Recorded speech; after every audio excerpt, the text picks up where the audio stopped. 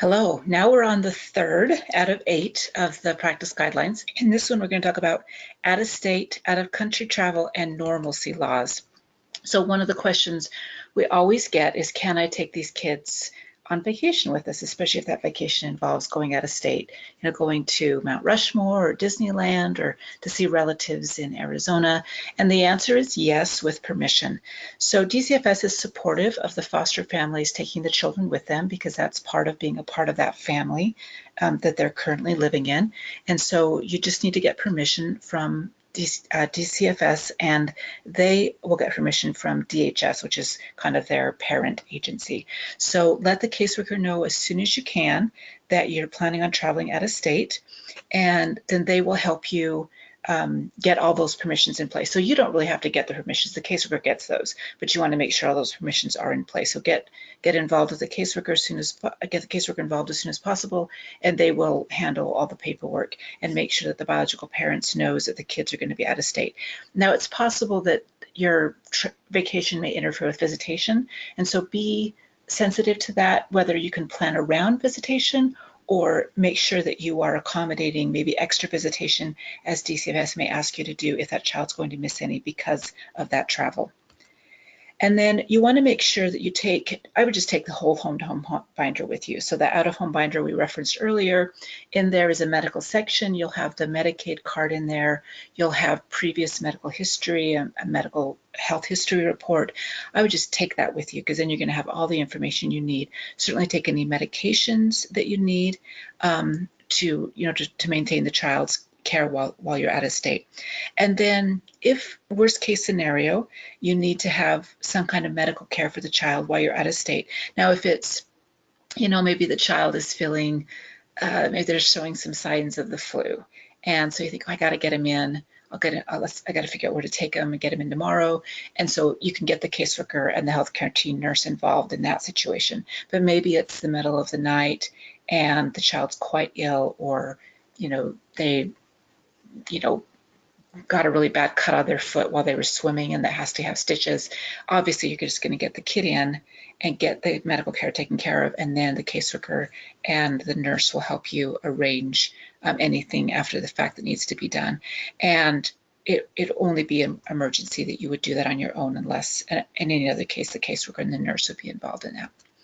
And then out-of-country travel gets a little more complicated because now we're talking about visas and immunizations and passports and all that good stuff. So I've known it to be done, but it would probably take just a lot more effort to be done. And so if by chance you do have a trip out of the country planned, you may want to plan not taking placements around that time if you can. And certainly if you have a placement, that you would get everything in line as quickly as possible, or arrange respite if the kids weren't able to go with you. Now, normalcy laws, these have been around for a few years now, and this is, I think, a really wonderful change where, for a long time, kids, we contract with driver's licenses, a long time kids in care, their ability to participate in stuff that kids do was somewhat constrained because of concerns around liability and those kinds of things. Well, the normalcy laws say, kids need to have, all kids need to have these kind of experiences, including kids in care. And so this allows you as the foster parent to make decisions just like you would for a kid that's already legally yours, for kind of normal, everyday kind of experiences that kids may engage in. So, going to a band concert and, going on a day trip with their class, or, those kinds of things would be things that you can do. Now, I want to just define a couple terms because these are terms you're going to hear. Reasonable and prudent parenting standard is just, would other parents think the permission you've given or not given is reasonable and prudent? So kind of a standard of what most parents would do, what the activity, what an activity is, and then age appropriate. And this isn't just the chronological age of the kid, but also the developmental age, because you might have a kid who's 13 years old chronologically, but developmentally more like maybe an 8 or 9 year old. So you're going to take into account the fact that that child developmentally may be younger. Now, that kid, I still want to make sure gets opportunities to participate in things with their peers, but I may be more selective as to those activities because of some of those developmental concerns. So these are the things you're going to be taking into account as you're making these decisions, just like you would the kids you have, the kids that are legally yours. So the child's age, their maturity, development, as we talked about, any risk factors that can be mitigated or be made aware of, knowing if it's in the best interest of the kids. So kids need peer relationships. They need to spend time with kids of their age and developmental level to develop well. And so that, being involved in these often is in their best interest. Knowing I want to encourage this kid's ability to explore and develop in the world and having the most family experience and any concerns I may have about the kid's behavior. So if there have been issues in the past, is there something I can do to mitigate those concerns, talking with other, the adult leaders, or is this an activity that maybe wouldn't be safe because of some of the kids' behaviors? Now, anytime you're unsure, and it's okay to be unsure, even if you want to let the kid participate, you may still be unsure, and that's okay. So get the child and family team involved.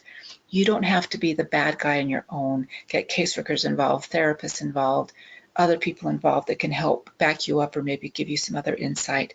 And if the child feels that you're just being paranoid or just saying no to say no, they certainly can ask the child and family team for permission to engage in something they would like to engage in, an activity.